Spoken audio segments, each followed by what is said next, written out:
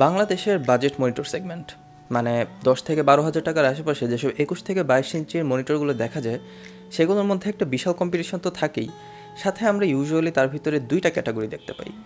Either they will have good colours with 60 Hz refresh rate, or they will have 75 Hz refresh rate with a bit tone down colour. আজকে আমরা এমন একটা monitor নিয়ে কথা বলবো যেটা কিনা এই দুইটা স্পেসিফিক ক্যাটাগরি থেকে কিছুটা হলেও বের হয়ে আসতে পেরেছে। কথা বলছি ভিউসনিক VX2276SHD এই মনিটরটা নিয়ে, অ্যান্ড অফিসিয়াল 3 বছরের ওয়ারেন্টি সহ এই মনিটরটার ইনডেপথ রিভিউ দিব আমি জয় খান। আপনারা দেখছেন হার্ডওয়্যার সেন্টিনেলস, অ্যান্ড যদি এখন আমাদের চ্যানেলটা সাবস্ক্রাইব না করে থাকেন তাহলে ইন্ট্রো দেখার ফাঁকে করে ফেলুন, অ্যান্ড লেটস গেট স্টার্টেড।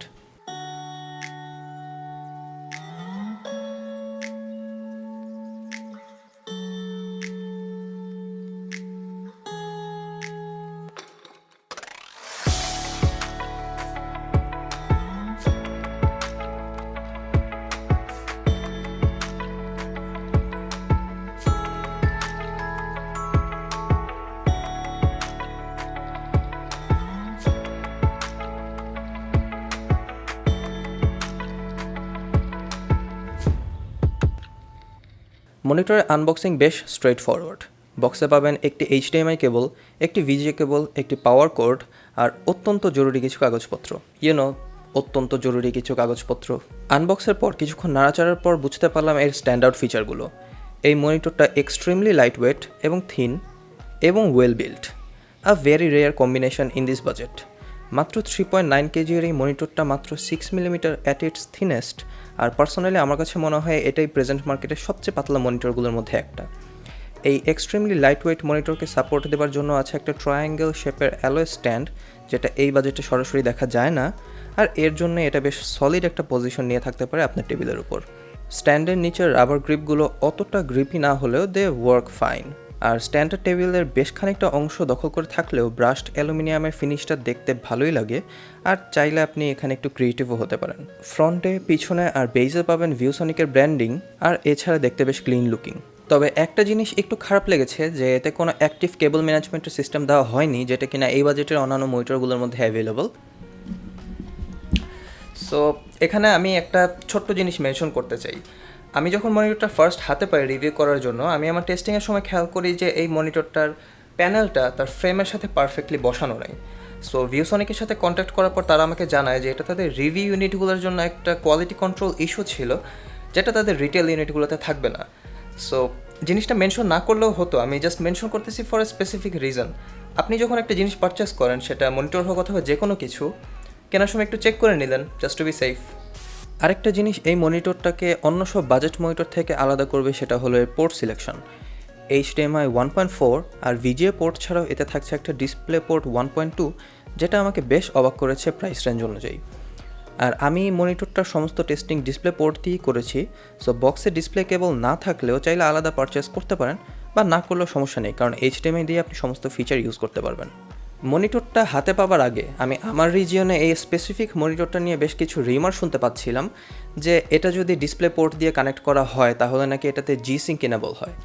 আমি আমার নিজস্ব ডিসপ্লে কেবল দিয়ে কানেক্ট করার পরে আমি আমার টেস্টিংয়ে এটাতে কোনো G-Sync অথবা কোনো AMD FreeSync-এর এক্সিস্টেন্স দেখিনি এখন পর্যন্ত।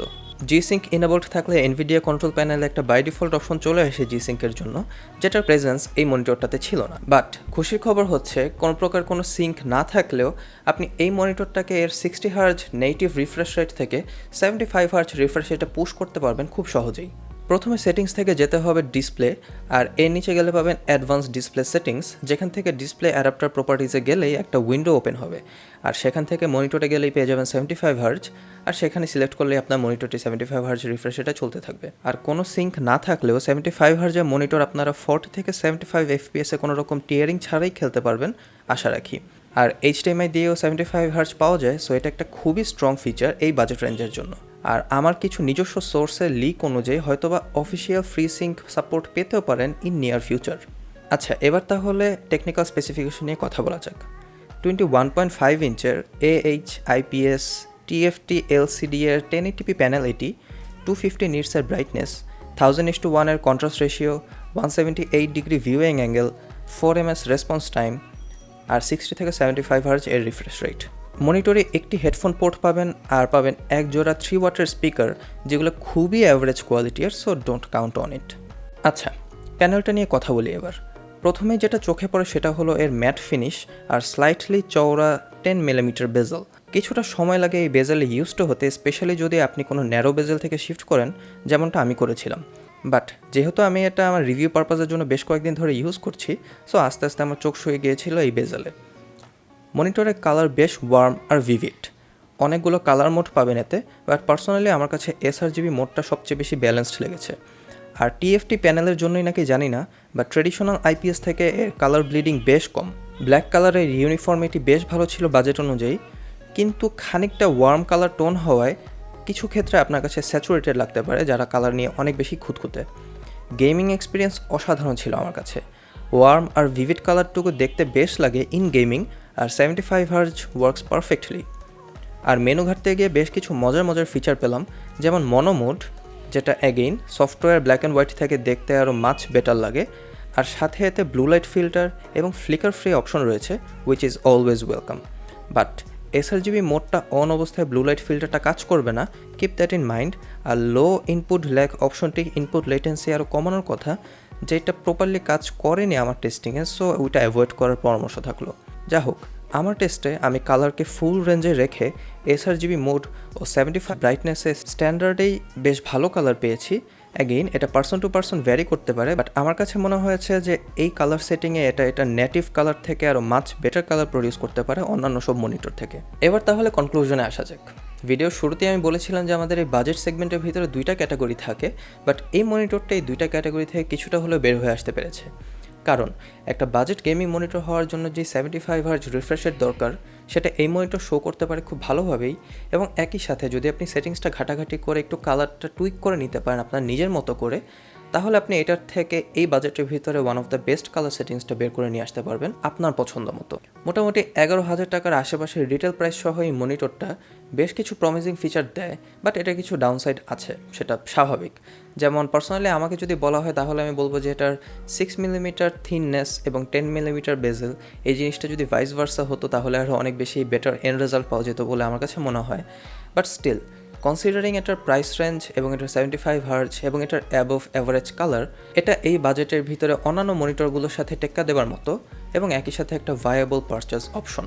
আর আপনি আপনার মনিটর কেনার সময় এই মনিটরটাকে আপনি আপনার চয়েস লিস্টে রাখবেন নাকি, সেটা আমাদেরকে জানাতে পারেন কমেন্ট সেকশনে।